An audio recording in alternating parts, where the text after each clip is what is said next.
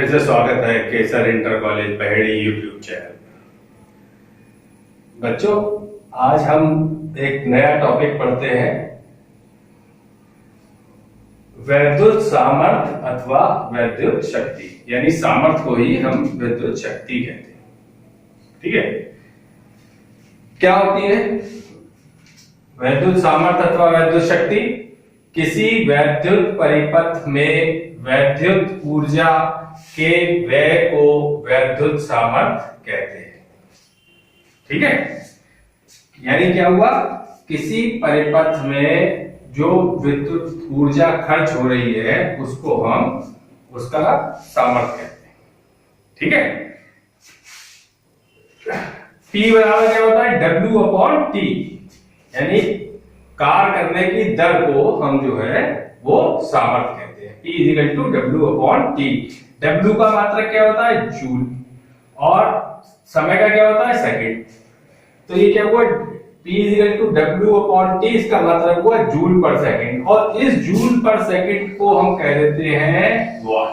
क्या कह देते हैं, वाट। इसको हमने कह दिया वाट, यानी P = W/T वाट। ठीक है, अब ये बात तो हमें समझ में आ गई कि विद्युत शक्ति क्या होती है। अब तुम ये कहोगे कि सर, जो हमारी जब करंट बहता है तो उसमें कार्य कहां होता है और कौन कार्य करता है? भाई, जब किसी तार में करंट बह रहा है तो कार्य कहां हो रहा है और कौन कार्य कर रहा है? तो देखो बेटा, क्या होता है, हमने तुम्हें बताया था कि जो हमारा करंट है वो कैसे बहता है। क्या होता है, फ्री इलेक्ट्रॉन मूव करते हैं, चलते हैं एक ही दिशा में, किसी निश्चित दिशा में चलने लगते हैं, तब हम कहते हैं करंट बह गए। तो अब एक निश्चित दिशा में तो अपने आप तो चलेंगे नहीं, किसी को चलाना पड़ेगा। ठीक है, तो जब कोई काम करेगा, चलाना होगा, इसका मतलब कि उसमें ऊर्जा खर्च होगी, होगी नहीं होगी? और ऊर्जा खर्च कौन करता है इसमें, विद्युत परिपथ में? विभवांतर। क्योंकि इलेक्ट्रॉनों को लगातार परिपथ में घुमाने के लिए कार्य करना पड़ता है, और इसी को जो है हम कहते हैं सामर्थ्य। इसी को हम कहते हैं सामर्थ्य। अब देखो, जैसे बेटा बल्ब होता है, बल्ब के ऊपर लिखा होता है 220 वाट, 220 वोल्ट 100 वाट। क्या लिखा है, 220 वोल्ट और 100 वाट किसी बल्ब के ऊपर लिखा है। इसका क्या मतलब हुआ कि वोल्टेज तो कितना है, इतने वोल्टेज पर चलेगा, और इस 100 वाट का मतलब क्या हुआ कि वो 100 जूल ऊर्जा 1 सेकंड में खर्च करेगा। 1 सेकंड में कितनी ऊर्जा खर्च करेगा, 100 जूल। जो हम वाट लिखा होता है ना, इसका मतलब ये होता है।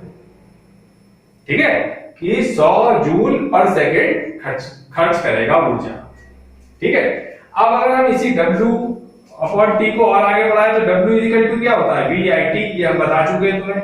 T से T कट गया तो ये हो गया V × I, ये विभवांतर के पदों में हो गया। अब इसको हम और सही कर लें तो V की जगह हम लिख सकते हैं IR, तो I²R लिख सकते हैं। या इस की जगह हमने क्या कर दिया, V बराबर क्या होता है, IR, तो I²R² कर दिया, R से भाग कर दिया, तो ये क्या हो जाएगा, V²/R। यहां से हमें ये पता लग रहा है कि जो हमारा शक्ति या सामर्थ्य होता है वो प्रतिरोध के व्युत्क्रमानुपाती होता है, यानी इनवर्सली प्रोपोर्शनल होता है। ठीक है, ये कहां काम आएगा, यदि किसी बल्ब पे लिखा है, 2 बल्ब हमने लिए 220 वोल्ट और 100 वाट, और एक में लिखा है 220 वोल्ट और 60 वाट, तो अब किसका प्रतिरोध ज्यादा होगा? भाई, तुम कहोगे साहब इसका प्रतिरोध ज्यादा होना चाहिए। नहीं, प्रतिरोध जो है इसका ज्यादा होता है। प्रतिरोध इसका ज्यादा होता है क्योंकि यहाँ पे इनवर्सली प्रोपोर्शनल है। तो क्या होगा, जब V तो हमारा समान है, V तो यहाँ पे भी 220 है, ये भी 220 है, तो जो इनवर्सली, जब हमारा जो रेजिस्टेंस है वो इनवर्सली प्रोपोर्शनल है, क्या इसके पावर जो है इनवर्सली प्रोपोर्शनल है रेजिस्टेंस के। तो जितनी पावर क्या होगी, कम होगी, उतना जो है रेजिस्टेंस ज्यादा होगा। जितनी पावर ज्यादा होगी उतना रेजिस्टेंस कम होगा। ठीक है, यहीं से देखिए, ये समझ में आ गई बात। तो ये जो अब इसके मात्रक देखते हैं, वाट जो है ये इसका बहुत छोटा मात्रक है। ठीक है, तो इससे वाट से बड़ा मात्रक क्या होता है? 1 किलो वाट। क्या होता है? 1 किलो वाट। इसको क्या कहते हैं? 10 टू दी पावर 3 वाट, यानी 1 किलो वाट में कितने होते हैं? 1000 वाट। और 1 मेगावाट में क्या होता है? 10 टू दी पावर 6 वाट। ठीक है, ये इसके बड़े मात्रक है।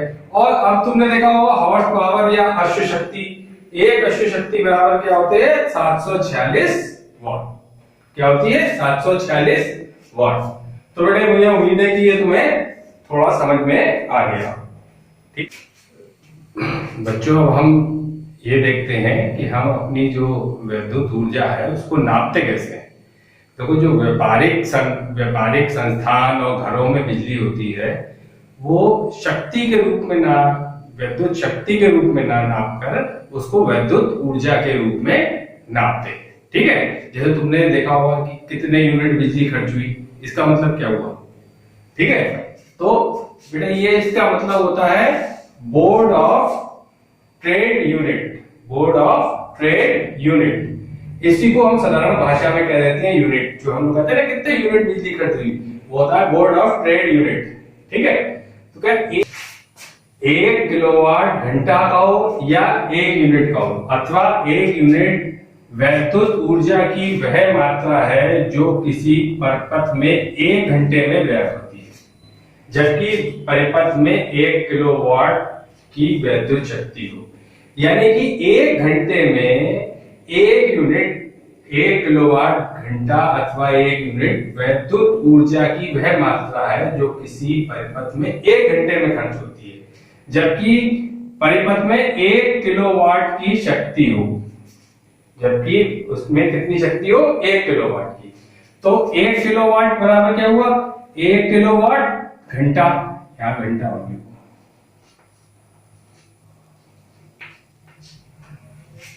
1 किलोवाट घंटा बराबर क्या हुआ? 1 किलोवाट घंटा बराबर क्या हुआ? 1 किलोवाट और 1 घंटा। 1 किलोवाट क्या है? वैद्युत शक्ति। क्या है? वैद्युत शक्ति। और घंटा क्या है? समय। वैद्युत शक्ति क्या होती है? V इंटू आई, बताया ना तुम्हें। तो V इंटू आई क्या हुआ? वाट। और समय टाइम नापा जाएगा घंटे में। तो अब क्या हुआ? अगर 1 किलोवाट में कितने वाट बताए थे अभी पहले हमने? 1000 वाट। अगर हम इसको VI को 1000 से भाग देते तो 1 किलोवाट आ जाएगा। ठीक है, और T घंटे ये वैसे ही रहा। तो V अगर इन सबको मिला दो तो VIT बटे 1000 किलोवाट घंटे। ठीक है, ये क्या आ गई हमारी जो किलोवाट पर घंटा हमारी वो आ गई। अब 1 किलोवाट घंटा यूनिटों की संख्या क्या होगी? देखो, ये क्या है? वोल्ट। ये क्या है? एम्पियर। ये क्या है? घंटा। तो वोल्ट एम्पियर घंटा बटे 1000। अब इसको हम क्या लिख सकते हैं? वोल्ट एम्पियर को वाट, वाट गुणा घंटा बटे 1000। ये हमारी यूनिटों की संख्या आ जाएगी। ये क्या आ जाएगी? यूनिटों की संख्या, यानी इतने यूनिट जो है हमारे खर्च हुए। ठीक है, अब किलोवाट घंटा की जूल से क्या संबंध है? कितनी एनर्जी खर्च हो रही है। तो देखो, किलोवाट में कितने होते हैं? 1000। और घंटा की जगह हमें निकालना है सेकंड पर सेकंड। तो 1 घंटे में कितने? 60 मिनट और 60 सेकंड। तो ये कितना आ जाएगा? 3.6 into 10 to the power 6 joule. ये बात समझ में आ गई? ये होता है बोर्ड ऑफ ट्रेड यूनिट, और इसको हम साधारण भाषा में कह देते हैं यूनिट। यानी कि इतने यूनिट हम बिजली खर्च करेंगे। क्यों? अभी तक हम जो उस पे होता है उस पे शक्ति लिखी होती है, पावर लिखी होती है, लेकिन हम किस पे, जो हमारे घरों में बिजली का बिल आता है वो कैसे आता है? ऊर्जा के हिसाब से। और अगर वो आएगा जूल में तो वो बहुत छोटा मात्रा है, इसलिए इसको हम किलोवाट घंटा करके ऐसे करते हैं।